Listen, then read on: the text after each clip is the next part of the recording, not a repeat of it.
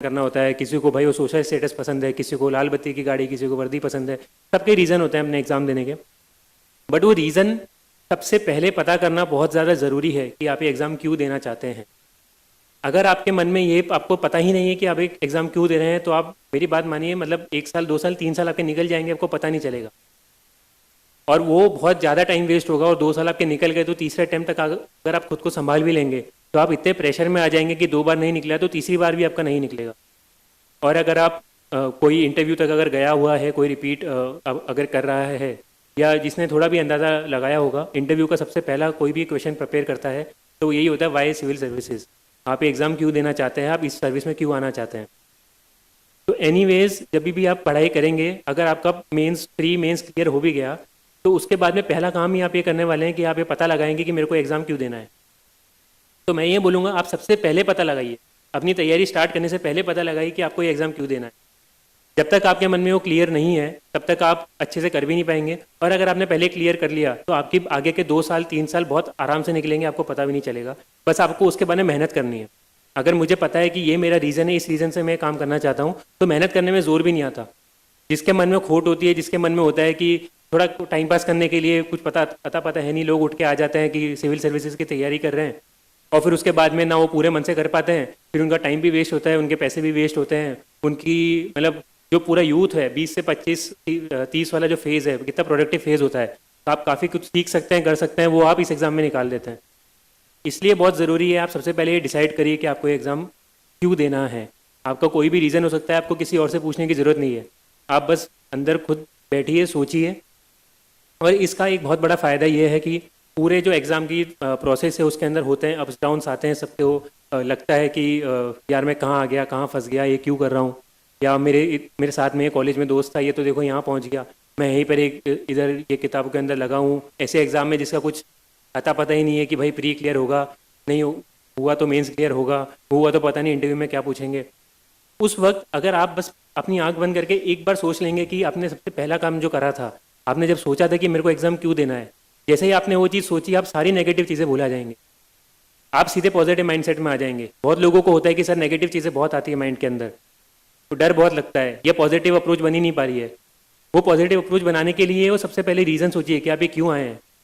आपको अपने पेरेंट्स का नाम रोशन करना है, उनको आपको सारी ज़िंदगी की सुख सुविधा प्रोवाइड करनी है, तो वो इंटेंशन से आप करिए। पर वो चीज़ जो आपके खुद की पर्सनल है, जो आपका खुद का रीज़न है, वो रीज़न ही आपको इस एग्ज़ाम की जो सारे अप्स और डाउन्स हैं, सारे उतार चढ़ाव से, वही आपको आगे निकाल के लेके जा सकता है।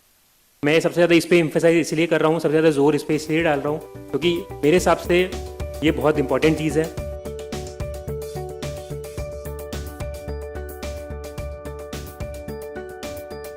उसके आगे की चीज़ें अगर मैं बताऊँ तो ये करने के बाद में आपको पता होना चाहिए कि एग्ज़ाम क्या है, कितने फेज़ होते हैं, कितने स्टेज होते हैं, एक स्टेज में कितने नंबर पूछते हैं, वो जुड़ता है नहीं जुड़ता, ये क्वालिफाइंग है, ये इसके मार्क्स जुड़ते हैं, ये सब्जेक्टिव है, ऑब्जेक्टिव है, कब कब होते हैं, कितने टाइम का गैप मिलता है। ये हो गया। तो अब आपको देखना है कि सवाल कैसे पूछे जाते हैं, सिलेबस क्या है, कि भाई पढ़ना क्या है। आपने डिसाइड तो कर लिया कि आपको पढ़ना है, अब आपको पता ही नहीं कि क्या पढ़ना है। आपको पॉलिटी आती नहीं है, आपको पॉलिटी से डर लगता है, आपने जाके पढ़ना स्टार्ट कर दिया, महीने भर बाद में आपको पता चल रहा है कि यार इसमें तो पॉलिटी भी पढ़नी है, फिर आप सोचने लग जाएंगे। इसलिए ज़रूरी है कि वो चीज़ें पता होनी चाहिए। उस चीज़ों को पता होने के लिए यूपीएससी ने सब कुछ प्रोवाइड कर रखा है। यूपीएससी ने आपको सिलेबस दे रखा है, यूपीएससी के पिछले साल के सारे क्वेश्चंस ऑनलाइन अवेलेबल हैं। आप वो क्वेश्चंस देखिए, खुद समझिए, आपको कोई समझाने नहीं आएगा इसके अंदर कि भाई ये देखो इसका ये मतलब, इसका ये मतलब। आपको खुद को समझना है बैठ के, एक बार में नहीं तो 2 बार 3 बार में समझ में आ जाएगा, पर वो करना है आपको। एग्ज़ाम समझना है, एग्ज़ाम क्या होता है। उसके बाद में एक इंपॉर्टेंट चीज़ है, टॉपर्स हैं, सीनियर्स हैं, जो भी हैं, रिलेवेंट लोगों को ढूंढिए कि इन्होंने जो करा है वो मुझे समझ में आ रहा है। मैं यहाँ पे अपनी स्ट्रैटेजी पूरी बताने लग जाऊंगा तो हो सकता है केवल 10% लोगों को समझ में आए जो मेरे से रिलेट कर सकते हैं, जो मेरी बातों को समझ सकते हैं कि अच्छा ये इस बैकग्राउंड से आए, इन्होंने ये चीज़ यहाँ पे इसलिए करी थी, उसके बाद में इसलिए करी थी। अब मैंने जो करा वो सबके ऊपर लागू नहीं होता है। आपको कुछ ऐसे लोगों को देखना पड़ेगा, आपका ऑप्शनल का हो गया, आपके कॉलेज का हो गया, या आपका कोई दोस्त हो गया जो आपकी बातों को समझ सके, आपको अंदर से जानता हो। अगर मेरे सामने कोई बच्चा आया जो मैथ्स में वीक है और उसका मैं मैथ्स के ऑप्शनल की पढ़ाई कर दूं, ये तो मैथ्स ऑप्शनल ले, तो मैं उसके साथ नाइंसाफी कर रहा हूँ, मैं उसका टाइम वेस्ट कर रहा हूँ, मैं उसका करियर खराब कर रहा हूँ। इसलिए इंपॉर्टेंट है कि वो सही इंसान पकड़ना है, वो सही सोर्स पकड़ना है। कोई नहीं मिल रहा तो टीचर्स होते हैं, टीचर से आप पूछिए, वो लोग आपकी हेल्प करेंगे, वो आपकी प्रॉब्लम समझ के आपको बताएंगे। बट सही guidance is very very important, वही आपको आगे आपकी मदद कर सकती है। ऐसे आप कहीं और जाके कहीं से नोट्स उठा के पब्लिसिटी के थ्रू किसी की कुछ चीज़ मिल गई उससे आप पढ़ने लग गए, उसकी कोई गारंटी नहीं है कि वो आपको उससे आपका काम निकल जाएगा। तो आप हो सकता है तो देखिए, थोड़ा पढ़िए कि लोगों ने कैसे करा, क्या स्टार्ट करा, कैसे पढ़ना स्टार्ट करा, क्या बुक लिस्ट थी, क्या था, थोड़ा अंदाज़ा लगाइए। हो सकता है जिन्होंने अभी प्रिपरेशन स्टार्ट करी होगी उन लोगों को समझ में ही नहीं आएगा कि यार ये क्या बोल रहे हैं, मुझे कुछ पल्ले नहीं पड़ रहा, कि ये मेरे काम की चीज़ नहीं है। बट मैं ये चीज़ इसलिए करने को बोल रहा हूँ क्योंकि अगर आपने उनको पहले कर लिया तो आपके मन में को बैठ गया कि अच्छा ऐसी चीज़ें आगे जाके हो सकती हैं। होगी नहीं होगी वो अलग बात है, आपको समझ में नहीं आए वो अलग बात है, पर आपके मन में वो चीज़ बैठ चुकी है। अगर 5-6 महीने के बाद में आपको कुछ हुआ सिमिलर चीज़ कि समझ में नहीं आ रहा है या डर बैठने लग गया, तो आपको वो ऐसे नहीं लगेगा कि ये मेरे साथ क्या हो रहा है। आप उसमें 3-4-5 दिन लगा नहीं देंगे, आपको सीधे समझ में आ जाएगा अच्छा मैंने ये कहीं पे पढ़ा था, किसी टॉपर ने लिखा था, उनके साथ भी सेम हुआ था, उन्हें इस चीज़ को ऐसे ऐसे ऐसे ऐसे हैंडल करा था। आप विद इन 1 डे आप वापस से अपनी नॉर्मल स्टडीज़ में रिवर्ट कर सकते हैं। इसलिए वो पता होना ज़रूरी है कि क्या क्या हो सकता है। उसके बाद में बहुत इंपॉर्टेंट चीज़ है कि खुद के बारे में पता होना चाहिए कि आपकी क्या स्ट्रेंथ है, आपकी क्या ताकत है और क्या आपकी कमज़ोरी है। जब तक आपको वो नहीं पता है आप इस एग्ज़ाम में वो कोल्हू के बैल की तरह घूमते रहेंगे, आप ऐसी जगह पे मेहनत करेंगे जिससे आपको कोई रिजल्ट ही नहीं आ रहा है। अगर आपका हिस्ट्री स्ट्रॉन्ग है तो आपको पता होना चाहिए कि अच्छा हिस्ट्री में मेरे नंबर आ सकते हैं, हिस्ट्री समझ में आती है, हिस्ट्री पढ़ सकता हूँ। अगर आपको इकोनॉमिक्स समझ में नहीं आती तो आपको पता है अच्छा इकोनॉमिक्स में मैं थोड़ा वीक हूँ, मुझे एक्स्ट्रा मेहनत करनी पड़ेगी, मुझे एक्स्ट्रा टाइम डालना पड़ेगा। वो चीज़ केवल आपको पता है, वो चीज़ आपके दोस्त को नहीं पता है, वो चीज़ आपके पेरेंट्स को नहीं पता है, वो चीज़ आपके टीचर को नहीं पता है। उनको पता तभी चलती है जब आगे से बताते हैं आप। तो इसलिए पता करिए कि क्या आपकी ताकत है, क्या कमज़ोरी है। वो आपको बहुत आगे जाके सारी स्ट्रैटेजी में वही काम आने वाली है। प्रीलिम्स का एग्जाम देंगे उसमें वही काम आता है, मेंस में आंसर राइटिंग करनी है वही काम आता है, इंटरव्यू देना है वही काम आता है। जब तक आपको पता नहीं है कि आप किस में स्ट्रांग है तब तक आप उसमें और अच्छे स्ट्रांग कैसे हो सकते। अगर आपको पता नहीं कि ये मेरी कमज़ोरी है तो आप इसको इंप्रूव कैसे कर सकते। आपको पता चलेगा तभी तो आप एक्स्ट्रा मेहनत करोगे, तभी तो आप 1 घंटे की जगह 2 घंटा डालोगे। इसलिए वो पता होना ज़रूरी है।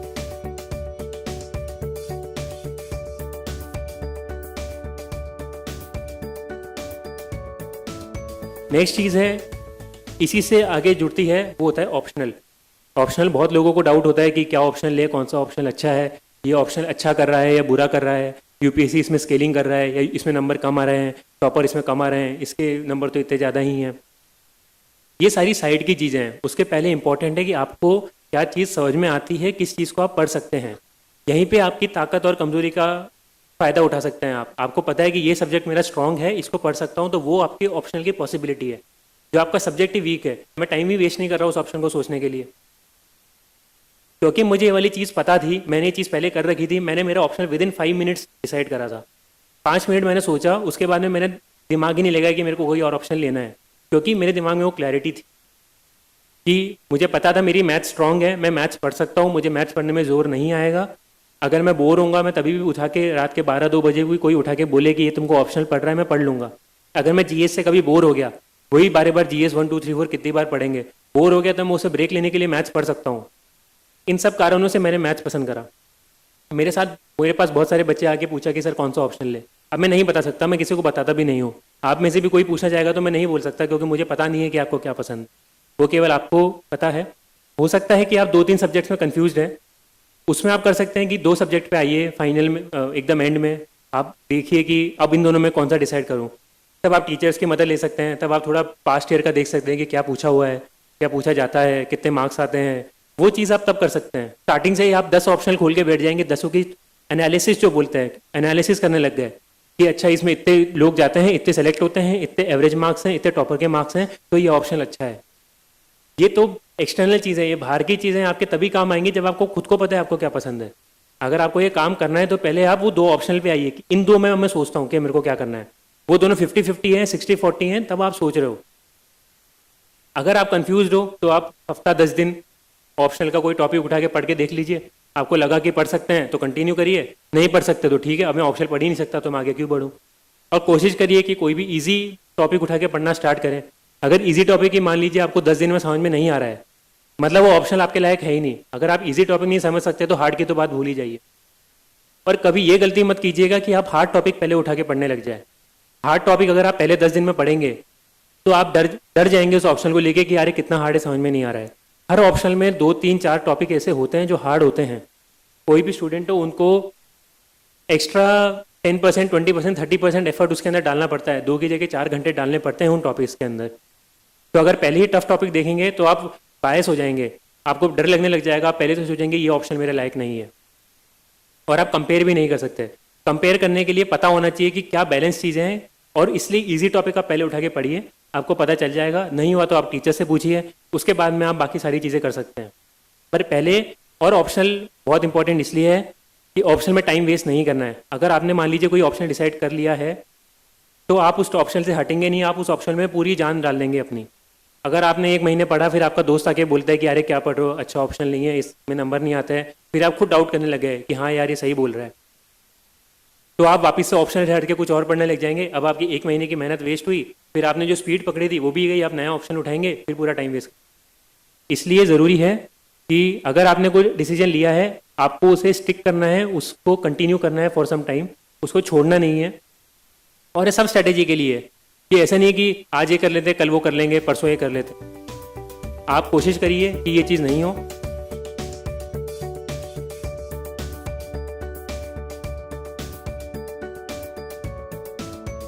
अगर इस एग्ज़ाम की पूरी 1 साल की मैं स्ट्रैटेजी बताऊं, तो इस एग्ज़ाम में कोई ऐसे तैयारी नहीं करता कि चलो मैं प्री की तैयारी कर रहा हूँ या मैं मेंस की तैयारी कर रहा हूँ। सब कोई इस हिसाब से पढ़ते हैं कि कॉन्सेप्चुअल चीज़ें समझे, बेस समझ में आए, बेसिक समझ में आए, उसके बाद में मेंस के पॉइंट ऑफ व्यू से पढ़ते हैं। जब प्रीलिम्स का टाइम आता है, 2-3 महीने होते हैं, तब सब लोग प्रीलिम्स पे ज़्यादा फोकस करते हैं कि चलो अब थोड़े ऑब्जेक्टिव टाइप क्वेश्चंस कर लेते हैं, चलो थोड़े इंटेलिजेंट गेसिंग स्टार्ट कर देते हैं, थोड़ी टेस्ट सीरीज दे देते हैं, वो अब 3 महीने पहले करते हैं। अगर आप केवल प्रीलिम्स पॉइंट ऑफ व्यू से पढ़ रहे हैं तो आप बहुत बड़ी गलती कर सकते हैं। अगर आप अपनी पढ़ाई स्टार्ट कर रहे हैं तो मैं अभी आपको ये वाली बात बोलता हूँ, उसका रीज़न भी बताता हूँ। मान लीजिए आपने मेंस की तैयारी नहीं करी है, केवल प्रीलिम्स की तैयारी करी है कि प्रीलिम्स छोड़ देंगे, प्रीलिम्स के नंबर कहीं नहीं जुड़ने वाले। अगर 98 कट ऑफ है तो आप 98.05 नंबर पे भी आप प्रीलिम्स कट ऑफ पार करके क्लियर कर जाएंगे प्रीलिम्स। आपने अगर 98 की जगह 198 नंबर लेकर आके तो उसका कोई फायदा नहीं होने वाला है। तो इसलिए स्मार्टली आपको प्रीलिम्स को खेलना है। ज़्यादा एफर्ट भी डालेंगे तो आपका टाइम वेस्ट होगा। अब सपोज आपने पूरा टाइम प्रीलिम्स में डाल दिया और आपने जून तक केवल प्रीलिम्स की तैयारी करी और आपका प्री क्लियर हो गया। अब आपके पास 3.5-4 महीने का टाइम है मेंस पढ़ने के लिए। अब आप उतने कम टाइम में मेंस पढ़ ही नहीं सकते, पढ़ेंगे भी तो अच्छा आंसर नहीं लिख सकते। मान लीजिए 90% चांस है कि आपका मेंस क्लियर नहीं होगा।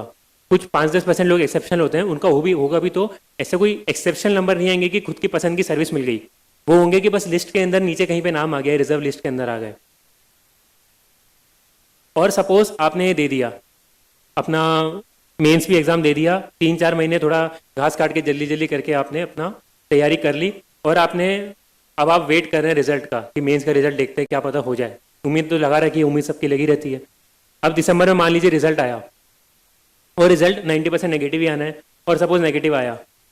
अब आपके पास कितना टाइम बचा है मेंस की तैयारी करने का? आपके पास 1 या 2 महीने हैं, क्योंकि मार्च से आप फिर से प्रीलिम्स की तैयारी करना शुरू कर देंगे, क्योंकि प्रीलिम्स का डर सबसे ज़्यादा होता है लोगों को।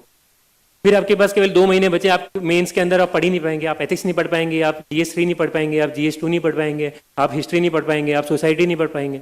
2 महीने में कितना कर लेंगे? फिर आप वापस इसी चक्कर में फंस जाएंगे। फिर प्रीलिम्स की तैयारी करेंगे, फिर मेंस के वो क्लियर होगा, फिर मेंस के लिए पूरी तैयारी नहीं हो पाएगी, फिर मेंस नहीं हो पाएगा। इसलिए स्टार्ट करना बहुत इंपॉर्टेंट है। इसलिए मेंस से पॉइंट ऑफ व्यू से तैयारी करनी है। और मेंस का बहुत बड़ा इंपॉर्टेंट फैक्टर होता है ऑप्शनल। अगर आपको ऑप्शनल हैंडल है तो मेंस बहुत आराम से निकल जाएगा। इसीलिए मैंने बोला सबसे पहले ऑप्शनल खत्म करिए। अगर आप मान लीजिए मेंस के पॉइंट ऑफ व्यू से तैयारी कर रहे हैं, तो अगर आपने जितनी जल्दी अपना ऑप्शनल खत्म कर लिया तो आपने 1750 में से 500 नंबर का सिलेबस खत्म कर दिया है।